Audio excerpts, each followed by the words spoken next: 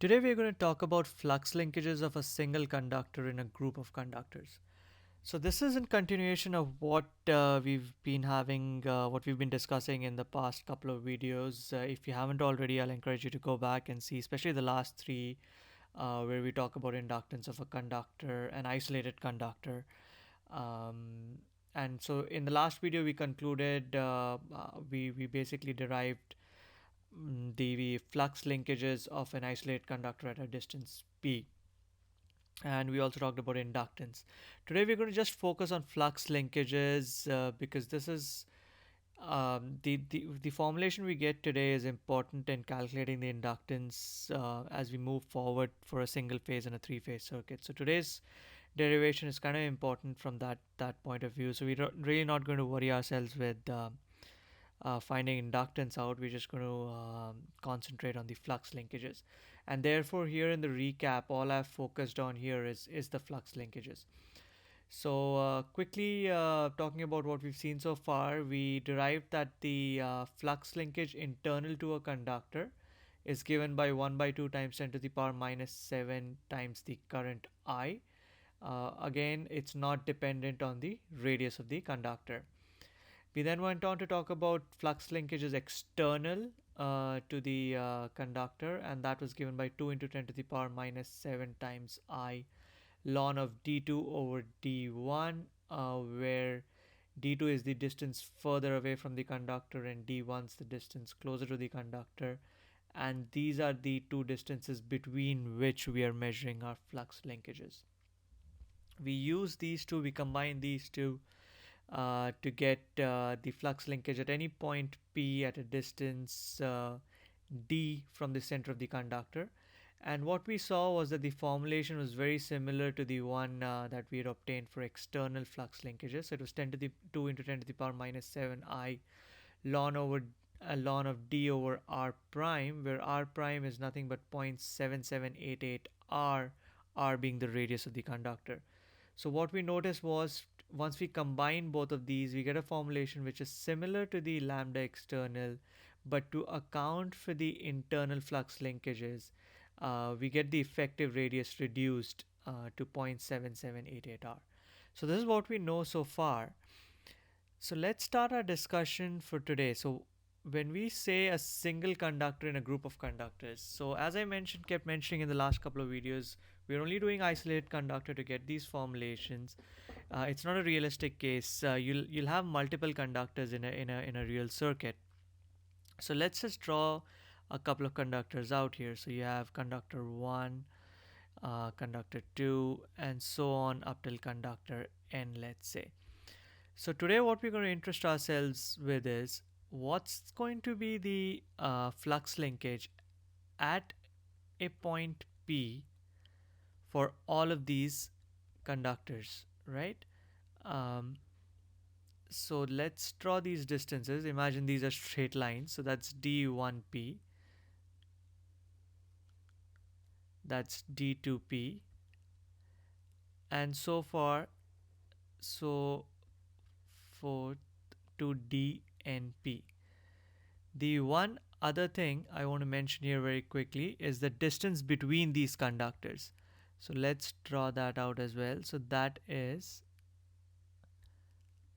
d12, and this distance would be d1n, and this distance would be d2n. So you have all these different conductors up to n, and we're going to derive the formulation for them. For a generic conductor, we're going to get the equation and we're going to write that as lambda k. So that's going to be our final solution today. But let's start with conductor 1. And anyways, before I go there, let me point something else out here. So as I said, we have a group of conductors, which is a realistic situation. But also what's going to happen is the sum of all these conductors that we're going to talk about today is going to be 1. The sum of currents through the sum of currents through all these conductors is going to be 0. Okay, let that be equation 1. And why is that? So in a real world scenario, just imagine if there were just two conductors, right? So there's a power conductor and then there's a return conductor. So for the power conductor, current is in a certain direction, and for the return conductor, the current is in the opposite direction, and hence the sum total of those currents is zero. So even here with the n conductors, you got to imagine certain amount of those conductors are carrying current in one direction, and the other set is bringing current back in the other direction. So therefore, the sum total is going to be zero, and we're going to use this once we do our math manipulation. So let's begin. So the very first thing we're going to do is we're going to say, okay, what's our lambda 1 p1, which is basically the flux linkage of conductor 1 at point P due to current in conductor 1. And that's nothing but 2 into 10 to the power minus 7 times I 1 ln of d1p over r1 prime, right? That's nothing but this formulation right here. So just imagine this is the only conductor. So then this is the flux linkage due to current I1 at a distance P. But that's just one part of the formulation here, because this is not an isolated conductor. So your point 2 is delta 1 P2. So this is the flux linkage. That's a flux linkage for conductor 1 at a distance P due to the current in conductor 2. And I'm going to first write down what the formulation is, and then I'm going to explain that to you. So that we're going to use the same formulation, but we're going to use this.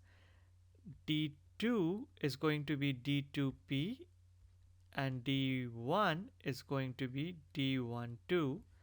And don't worry, I'm going to explain how we come about doing that. So, okay, let's imagine both of these conductors 1 and 2. I know I haven't drawn them in a straight line, but just imagine, and it'll work. I'll show you how. But just for the sake of explanation, let's imagine them being in a straight line. So that's conductor 2, that's conductor 1, and our point P is there. So now we know this distance is d1p. We know this distance is d2p, and we know this distance is d12. Okay, so if we go back to our lambda external right here, we had a conductor and we said that the formulation is going to be d2 over d1. Okay, before I even go there, I guess what I need to explain, okay, imagine there are flux lines around this conductor, right? So there are internal flux lines as well as there are the external flux lines. So if that's the center, let's draw concentric flux lines around there, right? So that's, imagine these are concentric circles, flux lines around the conductor 2. Now, all of these flux lines that are between the distance between the center and d1 of 2 do not link this conductor at all. So they do not appear in this equation, because what's lambda 1 p2? That's the flux linkages for conductor 1 up till a distance point P that are due to current flowing in conductor 2, right? So due to the current in conductor 2, there are flux lines between the center and d12, but those are not linking that conductor 1 at all. So we're not concerned with those. Where do we start getting concerned with those flux lines? Once the distance d12 is achieved, right? Once those flux lines are from distance 1 2 to that distance p, which is d2p. So if you look at that, that becomes something like this, where there's distance 1 and distance 2.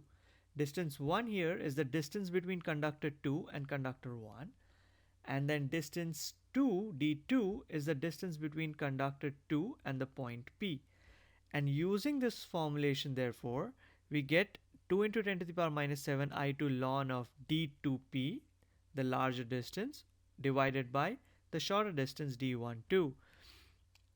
And this here, let me define this once again, is flux linkages, flux linkages due to current I2 up to distance p. Flux linkage for conductor 1 due to current I2 up to distance p. So similarly, you will have lambda 1p3, 1p4, all the way up to lambda 1pn. So our third step is what's the total lambda 1p, which is, so far we were concerned only with lambda p. What is the, for this isolated conductor, what's all the flux linkages up to point p? Something similar, but in this case, it's going to be its due to its own current plus due to all the other currents that are flowing through the other conductors in the circuit, all the way up to current in conductor n, right? So if we write that down, so that's going to be this lambda 1p1 plus lambda 1 p2 p3 so on, right? And p1 p2 p3 everything's going to have equations similar to this. So what does that mean? That gives us lambda 1p is going to be 2 into 10 to the power minus 7. We're going to take that out, and you're going to have I1 ln of d1p r1 prime plus I2 ln of d2p d12 plus I3 ln of d3p d1 d13 all the way up to conductor n. So you're going to have I of n ln of d np over d1n. Okay, now starts our mathematical manipulation. So I'm going to divide the numerator and denominator terms. I'm going to separate them out here. We're going to use the property of ln and separate them out here, right? Let me write that down. So we're going to have lambda 1p is going to be 2 into 10 to the power minus 7, and we're going to have I1 ln of 1 over r1 prime plus I2 ln over 1 over d12 so on all the way up to In ln of 1 over d1n. I'm not going to use these brackets here. Okay, so we have this as first part of the equation, and then we're going to have the second part of the equation. So what we could have done is we could have said ln of d1p over r prime can be written as, it can either be written as ln of d1p minus ln of r1 prime, or this can be written as ln of d1p plus ln of 1 over r1 prime. This term here. So we've chosen to write it like this. So I've written this second term here right now, and this term now becomes I1 ln of d1p plus I2 ln of d2p plus so on all the way up to I of n ln of dnp. Okay, and we're going to close this bracket out here. So you have the first term in green and the second term in yellow here. Now we're going to go back to our equation 1 where we said I1 plus I2 so on up to In. The summation basically of all the currents through all these conductors is 0. So let me write that down here again. So what that means is I of n is going to be minus I1, I2, I3, so on all the way up to I of n minus 1. Correct? That's because I1 plus I2 plus so on up to In is equal to 0. Right? So I take I of n there, or rather, sorry, leave I of n here, take the rest of the terms on the other side, and you get negative sign, and summation of all of the terms till n minus 1 is equal to I of n. What does that mean? That means I of n, so I'm going to take this term here, I of n ln d of np can be written as minus I1 ln dnp minus I2 ln dnp and so on all the way up to minus n minus 1 ln of dnp. And we're going to now substitute this term down here. Okay? So what are we going to get? We're going to get our lambda 1p is going to be 2 into 10 to the power minus 7. We're going to leave this term as is, so I'm not going to rewrite that. So that term stays as is. We're going to modify this term, right? So this term now becomes plus. Till here, till n minus 1, everything's going to remain the same. So we're going to write I1 ln of d1p plus I2 ln of d2p all the way till I of n minus 1 ln of dn minus 1p. Okay? And this term we're going to substitute by all these negative signs here.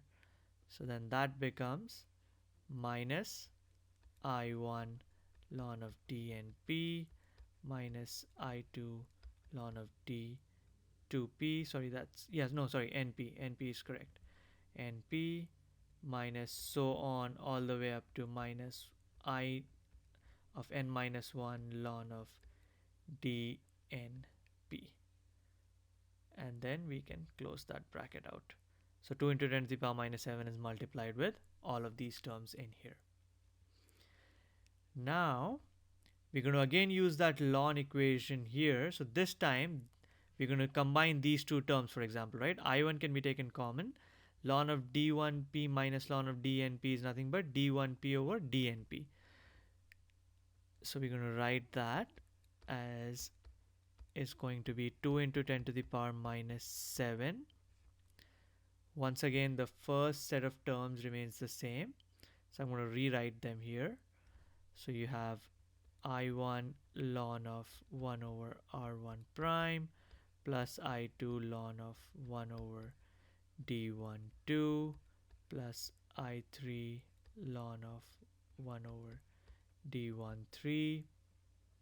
You can see those are the terms from there, plus so on all the way up to I of n ln of 1 over D1n.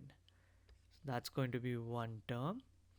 And then your second term here now becomes I1 ln of D1p over dnp plus I2 ln of d2p over dnp plus so on all the way up to in minus 1. Not all the way up to in because we removed in here, right? So I of n minus 1 ln of dn minus 1p over dnp. And then that's our second term, and all of that's multiplied by 2 into 10 to the power minus 7. Now what we're going to do is, let's come back up here. If you imagine this distance p at a distance that's infinitely far away, then what happens is, if p moves to infinity, then d1p is almost equal to d2p is almost equal to d3p is almost equal to dnp. So all these distances become almost the same if p moves at a distance that's infinitely far away. Okay, so if I move this down here, so let's say for p approaching infinity, this implies that d1p is equal to d2p, so on all the way up to dnp. Then that implies d1p over dnp is equal to 1, right? Because they're all the same. So d1p over dnp equals the same, which is equal to d2p over dnp, which is so on all the way for anything from dn minus 1p over dnp. They're all basically the same distance. So then the ratio of them is equal to 1. And we also know that ln of 1 is equal to 0. Correct? So what I'm coming to is all of these ratios become 1. Therefore, this term here goes to 0. Similarly for all of these terms. Therefore, this whole second portion of the equation is equal to 0. Right?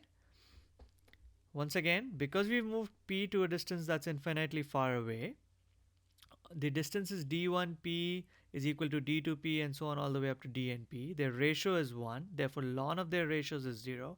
Therefore, all of this second terms becomes 0.